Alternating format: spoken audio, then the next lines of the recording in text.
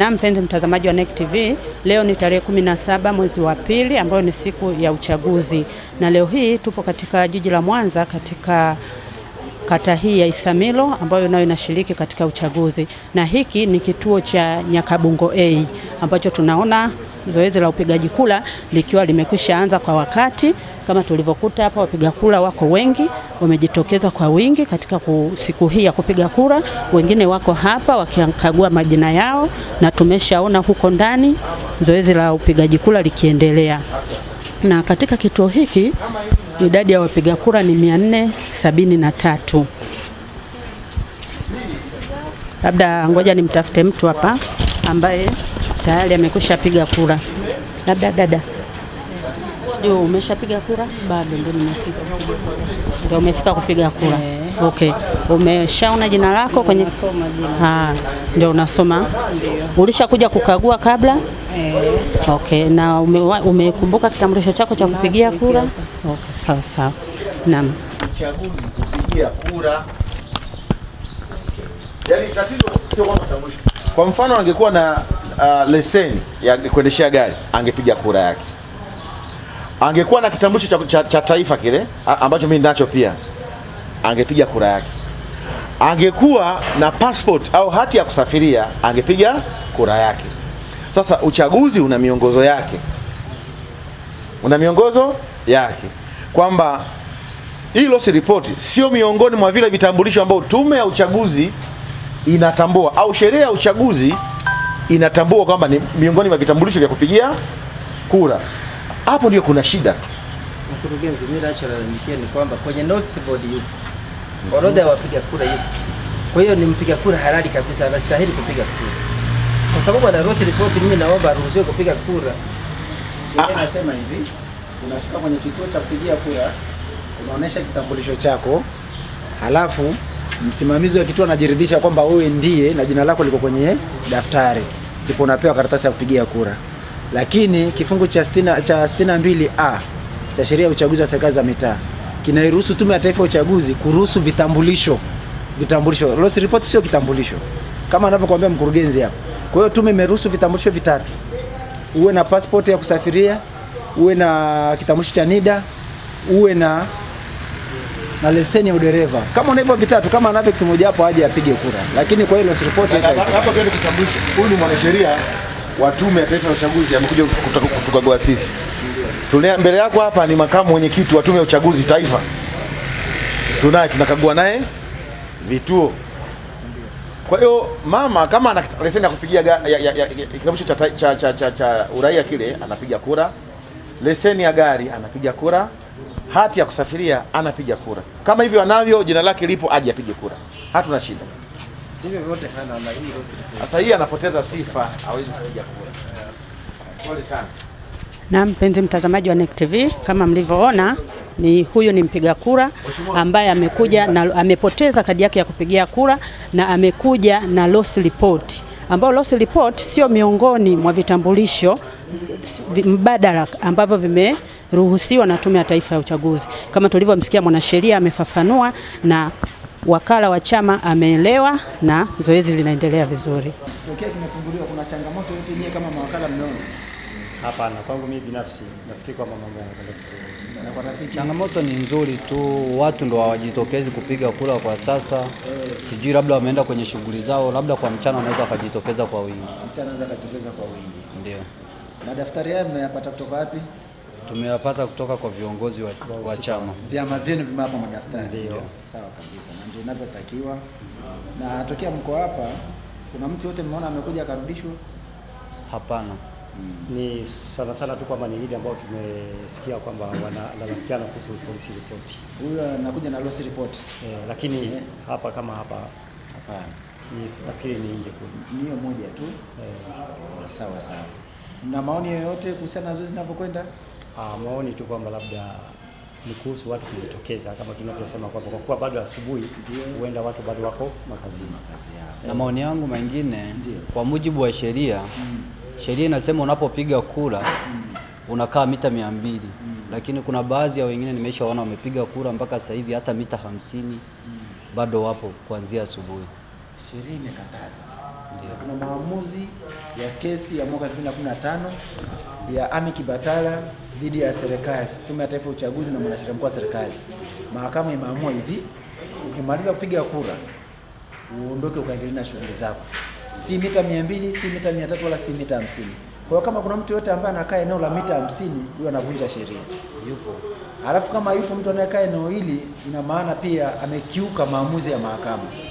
Kwa hiyo ngoja, kuna mtu anaendelea kule, sikilizeni kule. Sawa. Zoezi la upigaji kura katika kituo hiki cha Nyakabungo 2 zinaendelea, na kituo hiki kina wapiga kura 472.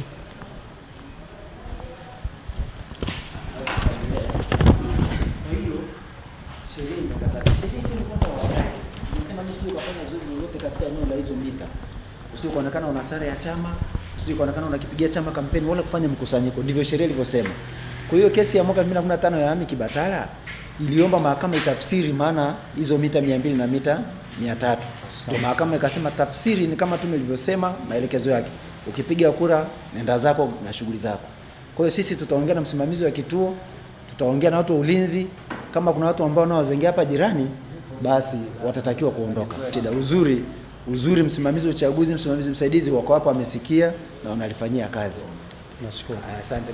Sasa tunaingia katika kituo cha shule ya msingi Maendeleo, na tunaona hapa askari wakiwepo kituoni wakifuatilia zoezi la usalama na ulinzi na usalama, na tunaona hapa mmoja wa karani mwongozaji akiwa hapa anasubiri wapiga kura ili wafike waweze kukagua majina yao kama yanavyoonekana nje ya kituo cha kupigia kura, na akishajiridhisha na akiwa na kadi ya kupigia kura baadaye ataruhusiwa kuingia katika kituo cha kupigia kura. Na sasa hebu tuingie. 94 88 09 104 1104 77 94 8809. Bwana Phineas, unajua cha kufanya? Ndio. Okay. Kama tulivyosikia hapa, msimamizi wa kituo akisoma jina la mpiga kura ambaye yupo katika daftari la kupigia kura, na anaulizwa kama anajua chochote cha kufanya wakati akishaingia katika kituo cha kupigia kura, na hapa anapewa karatasi ya kupigia kura. Karatasi sharti igongwe muhuri ili iwe sahihi. Upigaji kura ni siri. Na sasa tumsikie mwenyekiti wa tume, Jaji Mkuu mstaafu wa Zanzibar, Mheshimiwa Hamid. Tunapita tukizunguka kuona zoezi linaendeleaje. Sasa nifahamu nyinyi ni mawakala wa chama gani na chama gani? Kianza na mimi ni wakala wa Chama cha Mapinduzi CCM. Ndugu? Mimi ni wakala wa chama cha wananchi CUF. Ndugu? Ni wakala wa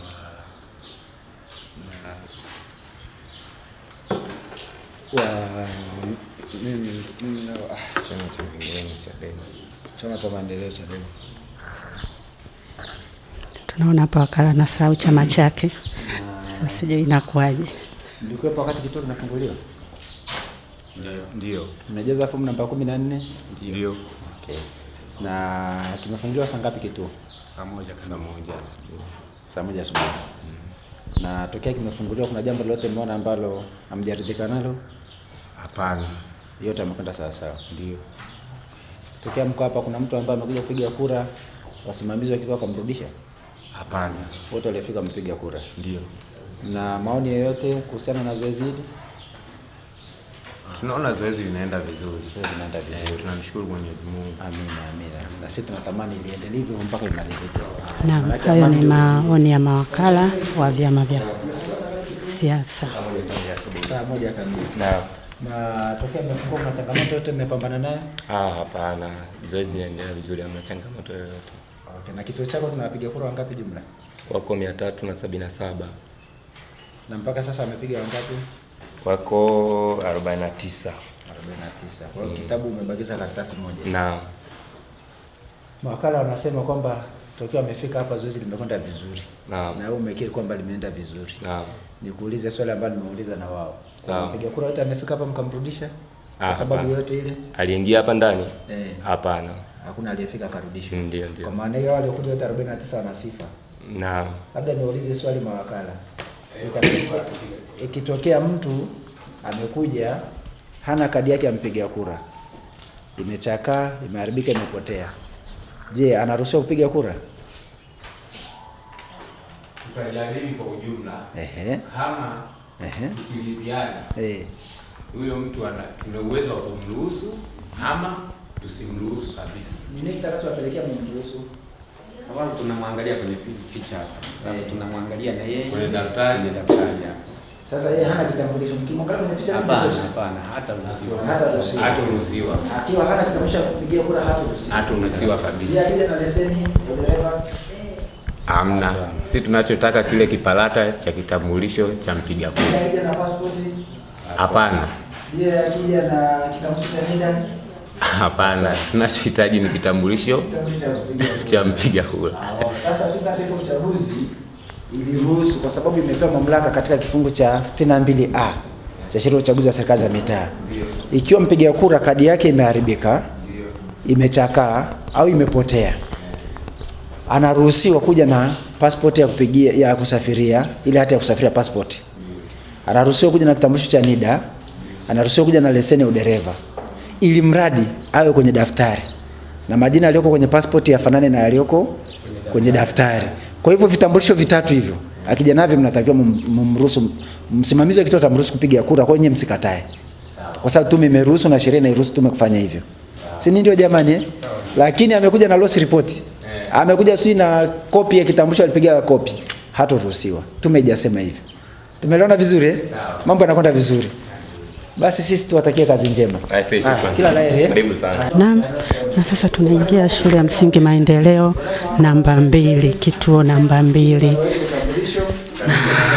Tunaingia katika kituo hiki na tunaona mkurugenzi wa huduma za kisheria Bwana Kawishi akitambulisha Tume ya Taifa ya Uchaguzi tulioingia katika kituo hiki, tukiambatana na makamu mwenyekiti wa Tume ya Taifa ya Uchaguzi ambaye lazima tujitambulishe na baadaye tunaendelea kupata mawili matatu kutoka kwa mawakala.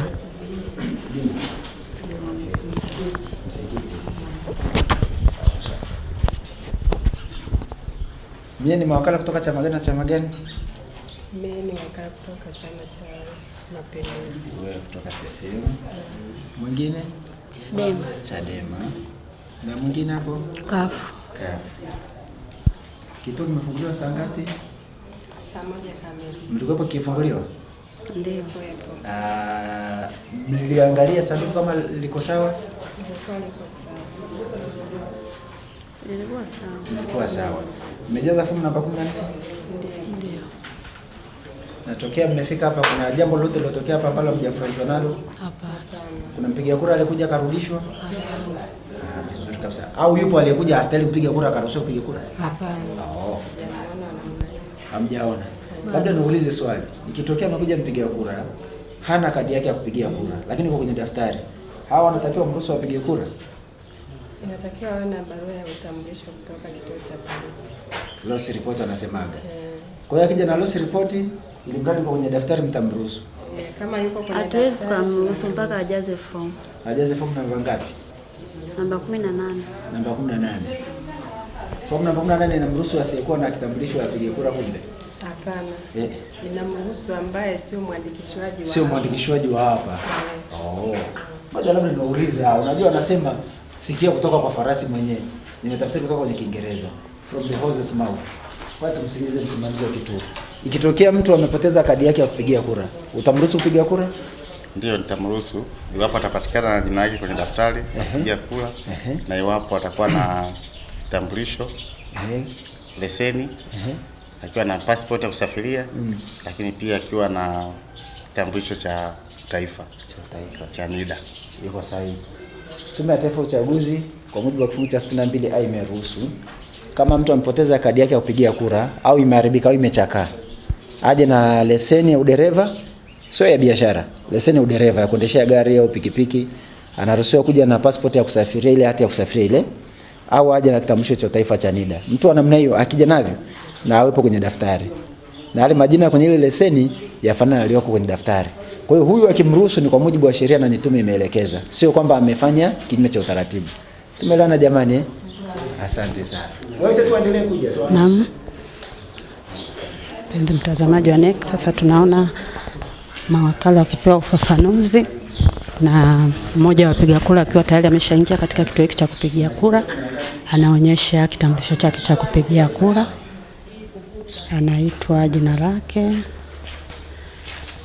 na mawakala wanajiridhisha katika daftari lao la kupigia kura. Ni daftari la Tume ya Taifa ya Uchaguzi, Tume ya Taifa ya Uchaguzi ambayo wamepewa vyama vya siasa. Na sasa tupo katika kituo cha Miembeni A2.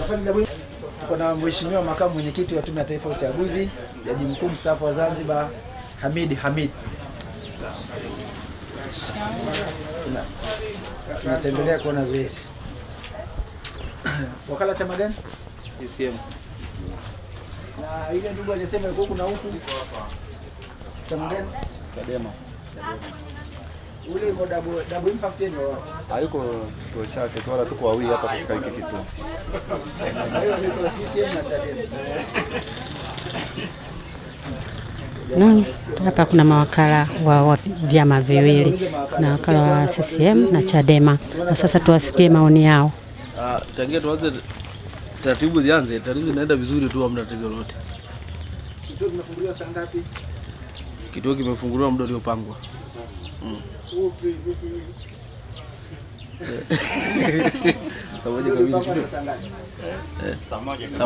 Saa moja kamili. Ya. Wetu wakala wewe kimefunguliwa saa moja kamili. Ndio tumeanza kazi. Ndio tumeanza. Fomu namba 14 mkajaza? Tumejaza fomu namba 14. Hapa kuna jambo lolote lilotokea ambalo na taratibu? Jambo ambalo limetokea hapa, kuna wapiga kura 343 lakini vitabu vya wapiga kura havijajitosheleza. Kuna vitabu 6 ambavyo vinaishia kwa wapiga kura 300. Hapa kwa 343 wapiga kura, lakini vitabu vya wapiga kura viko 6 ambavyo vinajumuisha watu 300. Kwa bado kuna upungufu wa kitabu kimoja ambacho hakijaonekana katika mazingira haya. Sio kwamba kutokuonekana. Wanapoleta vile vitabu wanajua kwamba inawezekana watu wote wasitokeze, lakini endapo inafika ule muda wa saa 10 inaonekana kwamba watu bado ni wengi. Ndio maana unaona msimamizi huyo hapo anachofanya pale kwenye halmashauri, wanabakiza kitu kinachoitwa buffer stock. Endapo ataona huku watu bado ni wengi, alafu vitabu vilivyoko havitatosheleza, vinaletwa vile vingine, kwa sababu haina maana walete vitabu 7 hapa watu wasijitokeze, kumbe kule shule ya msingi Kileleni wamejitokeza watu wengi, kwa sababu kata ni moja, kitabu cha eneo lolote kinapiga kura mahali popote. Kwa hiyo uzuri msimamizi amesikia na hilo linachukuliwa na yeye. Watendaji wako hapa na ndio wanaoruhusiwa kuwa na simu peke yao, na ndio maana wanaruhusiwa na simu, ili kwamba sasa msimamizi, tunaona mistari ni mirefu, huenda watu hataweza kupiga kura wote, kwa napiga simu, vitaletwa. Vipo vya kutosha kaka. Nimefurahia observation yako. Unalinda haki ya mpiga kura, asije akafika hapa alafu akarudi. Una lingine kaka? Ndio hilo tu hapa, ndio kutana labda kama kutakuwa na changamoto nyingine nasema. Sawa kabisa. Rafiki, unapiga kura ngapi jumla? 343. Na mpaka sasa mmetokeza ngapi? Mpaka sasa na watu kama 45. Basi. Naam, kama tulivyoona katika eneo hili ni shwari kabisa, hakuna matatizo yoyote, hakuna mpiga kura ambaye amerudishwa kutokana na sababu moja au nyingine, na mawakala wameelewa zoezi linavyokwenda, linaenda vizuri na wameridhishwa na hali ilivyo, na wameridhishwa na zoezi linavyoendelea, na kama tunavyoona mawapiga kura wanaendelea kuja kwa kadiri ya muda wao. Na sasa tusikilize hapa mkurugenzi wa huduma za kisheria Bwana Emmanuel Kawishe akihojiana na mawakala wa vyama vya siasa. Nimejaza fomu namba 14. Na tokea zoezi lianze, kuna jambo lolote lilojitokeza ambalo sio la kawaida? Kuna mpiga kura alikuja akarudishwa bila sababu ya msingi? Hapana. Ili mpiga kura aweze kupiga kura lazima ana kadi ya kupigia kura. Au na kadi ya kupigia kura, lakini pia kadi yake hiyo imetaja kitu hiki anachopigia. Kitu anachopigia na jina lake lio kwenye karatasi zote. Ikitokea hana kadi ya kupigia kura akaja, nafikiri kwa maelekezo tuliyopata, kama hana kadi ya kupiga kura lakini majina yake yapo, awe na kitambulisho na ni passport ya kusafiria, leseni ya udereva au kitambulisho cha ukazi. Nyie mmepata elimu ya kutosha, tupe barua tuondoke. Kanipa mtu mwingine. Mnapiga kura ngapi jumla hapa nyinyi? 435. Wako 435. Ameshapiga mpaka sasa hivi ngapi? Sasa hivi 67. Ameshapiga 67. 68.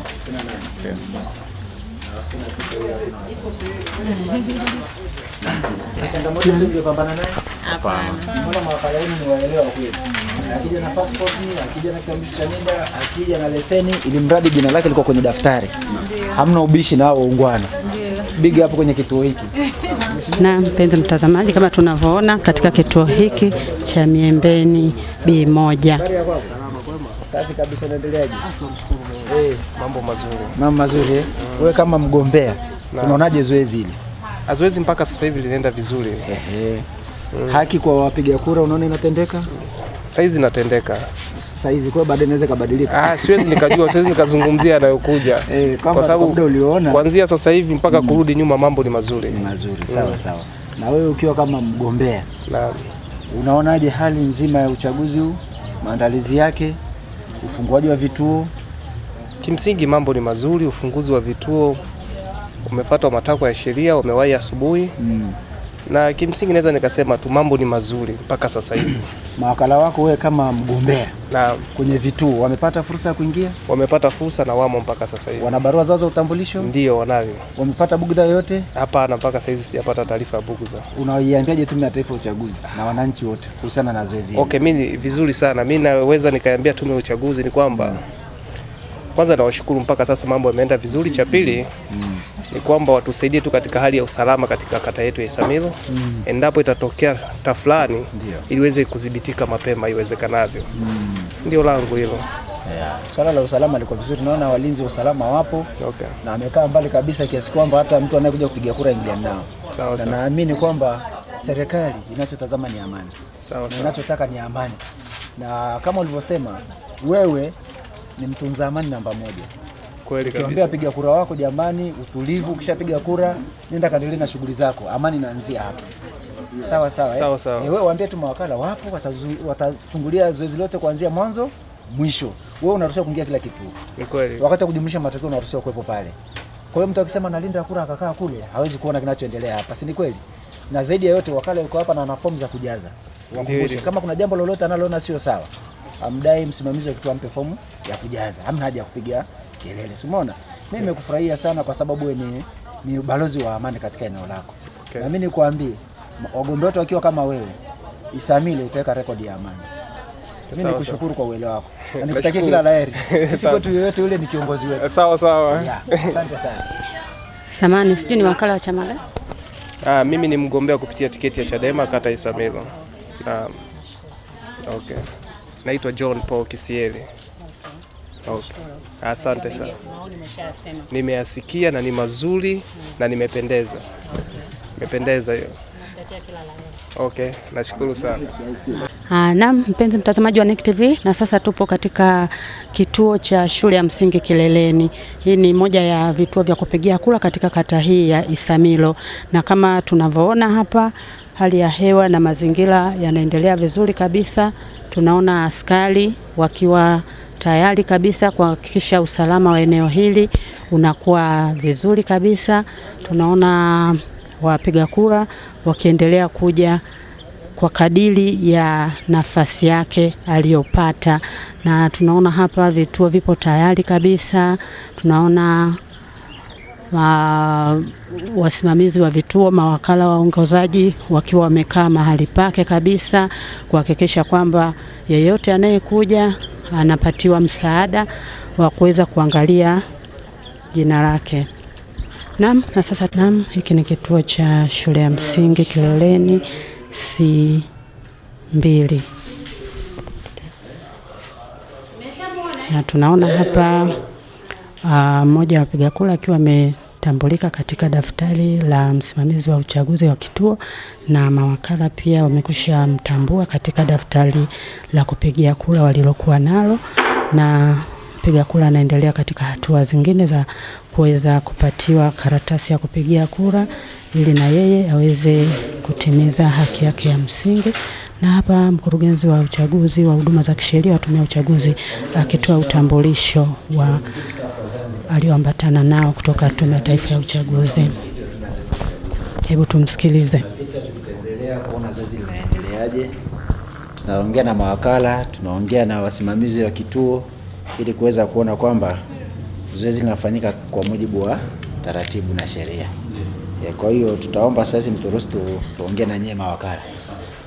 Mawakala chama gani na chama gani? Chadema na CCM. Chadema na CCM. Sawa.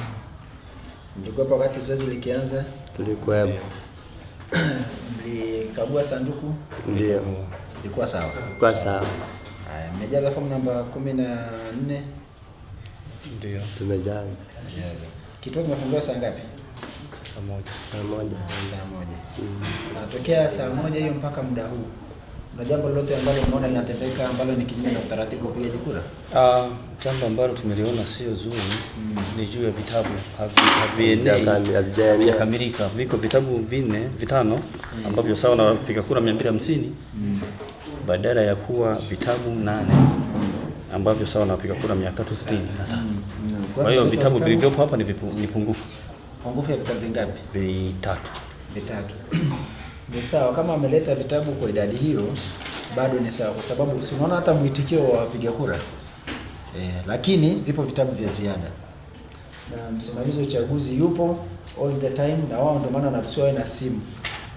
Kama ataona bado idadi ya watu labda iko nje, kulikuwa na foleni refu nje, wanatoa taarifa kwamba kwa hivi vitabu hivi tunavyoona havitatosheleza, lakini hakuna mtu atakayerudi eti kwamba karatasi za kura hazijatosha.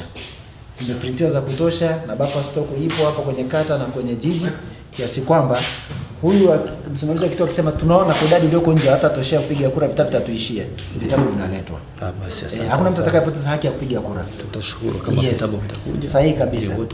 Sahihi kabisa. Na nyinyi nimefurahi kwamba ni mawakala ambao mnalinda haki ya wapiga kura wote. Kwamba asije mtu hapa alafu akarudi ajepiga kura kisa vitabu havitoshi.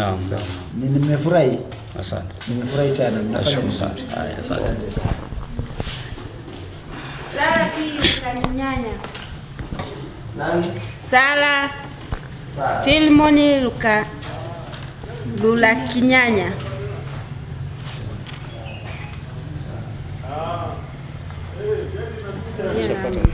Na mpenzi mtazamaji, kama tunavyoona huyu ni mmoja wa wapiga kura aliyeingia katika kituo hiki na ameshaitwa katika daftari la kudumu la wapiga kura, na sasa msimamizi anaendelea katika hatua nyingine ya kuweza kumpatia karatasi ya kupigia kura.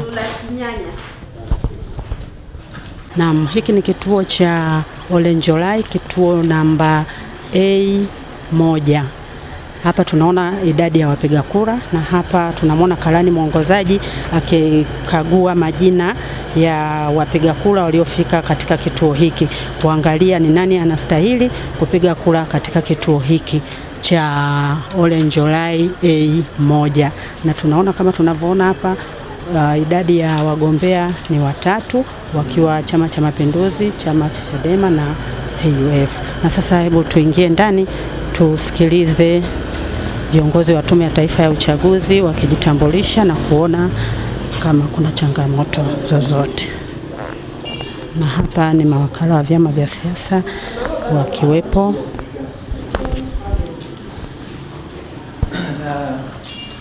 Tume ya Taifa ya Uchaguzi ilitoa maelekezo ikiruhusu baadhi ya vitambulisho kutumika. Tafezo mnazo?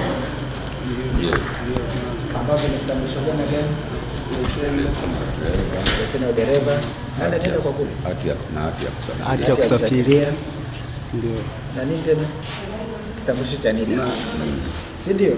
Kwa mtu akija na wakati hivyo hapo basi mnasoma. Kuna jina mnasoma kule kisiwacheleweshe. Naam, kama tunavyoona mmoja wa wapiga kura akiwa ameshaingia ndani ya kituo hiki cha kupigia kura na anakaguliwa katika daftari la wapiga kura la msimamizi wa kituo. Wakati huo mawakala wa vyama vya siasa nao wakifuatilia kwa karibu kuona kama mpiga kura huyu yumo katika daftari la wapiga kura. lililopo kwa mawakala, ambapo mawakala wa vyama vya siasa daftari wanalipata kutoka kwa vyama vyao, na daftari la Tume ya Taifa ya Uchaguzi la wasimamizi wa kituo wanapata kutoka Tume ya Taifa ya Uchaguzi, ambapo vyama vya siasa vinapata daftari kutoka Tume ya Uchaguzi. Kwa hiyo wao wana wajibu wa kuwapa mawakala wa vyama vya siasa daftari la kudumu la wapiga kura. Na kama tunavyoona mpiga kura akiendelea kukaguliwa katika daftari kabla ya kupata hatua nyingine ya kupatiwa karatasi ya kura na kuweza kuendelea katika hatua ya upigaji kura katika kituo hiki cha Olenjolai A1.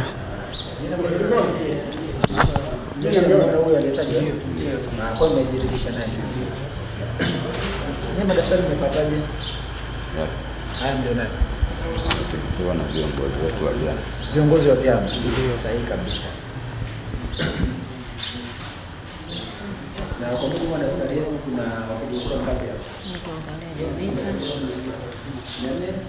hapa? Tunaona hapa akiendelea kutafutwa mpiga kura huyu katika daftari la msimamizi wa kituo cha kupigia kura, mpaka ajiridhishe kwamba huyu mpiga kura yumo katika daftari, ndipo ataweza kupatiwa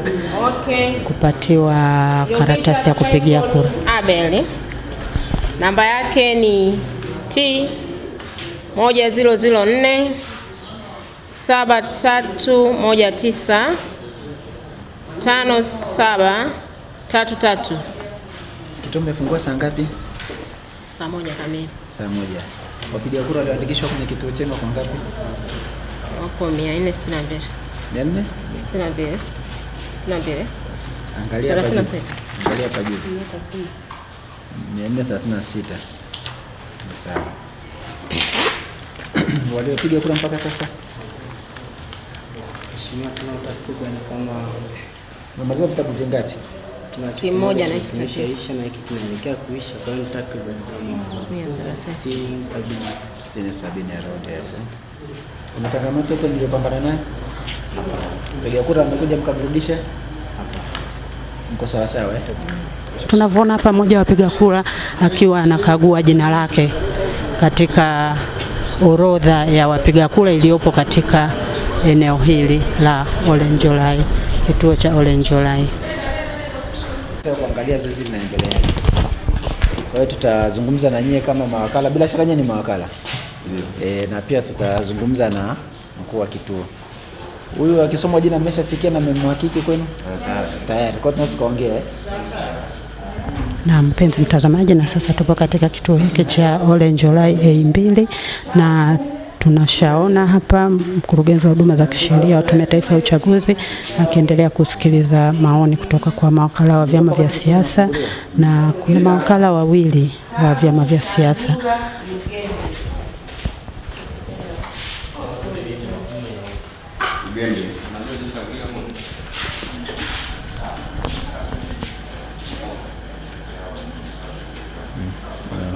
Hawa wagombea, mmoja unapenda kiongozi wako.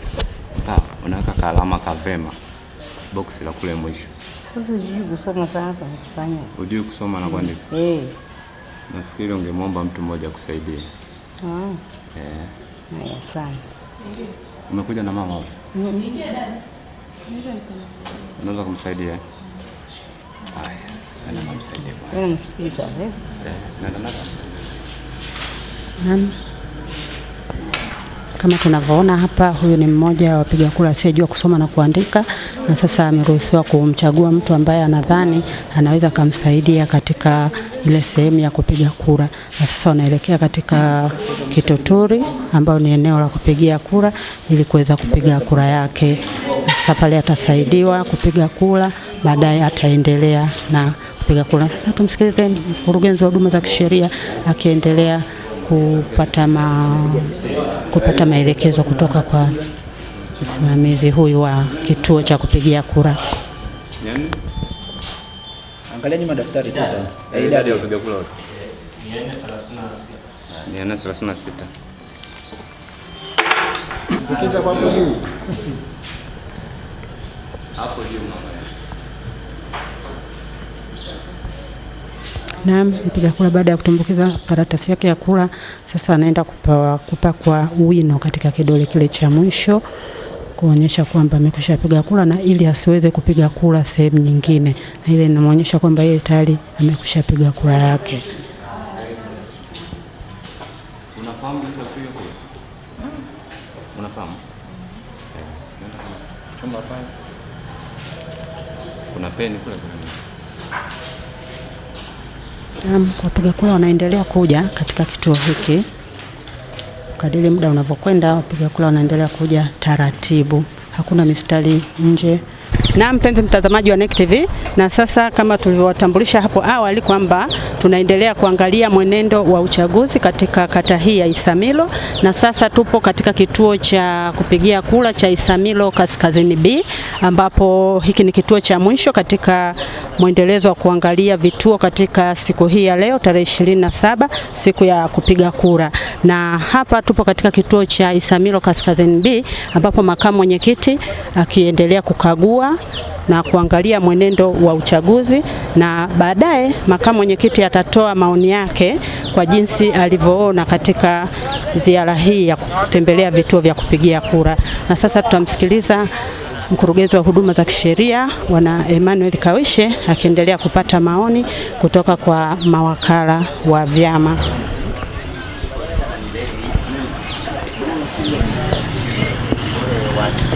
Vijana wa CCM wana marungu sema kwa nini siita askari wa watoa watu, kwa sababu hata watu watajengea hofu wasije kupiga kura. Kingine kuna athari mbili, hao wanapotembea na marungu mitaani wanaweza kukutana na watu wakaumizana. Neno alafu wakachukua hatua gani?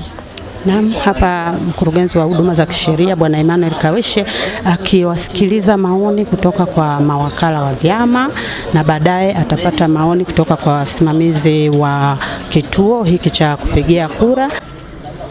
Na mpenzi mtazamaji wa NEC TV, na hapa tumefika mwisho wa kutembelea vituo katika kata hii ya Isamilo, ambapo leo hii ni siku ya kupiga kura. Kata hii nayo inashiriki kuchagua diwani wa kata.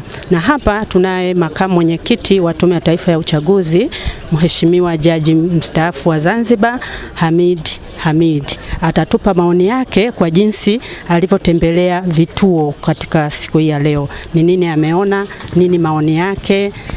Karibu. Kwa ujumla zoezi la kupiga kura linakwenda vizuri. La muhimu kabisa, utulivu unaonekana huko hali ya juu. Makarani tumeona kwamba wamekamata mafunzo sawa sawa. Hakuna changamoto za msingi. Kila kitu kinakwenda vizuri, isipokuwa inaonekana kwamba wapiga kura kidogo hawajitokeza kwa wingi kama ambavyo ingetakikana.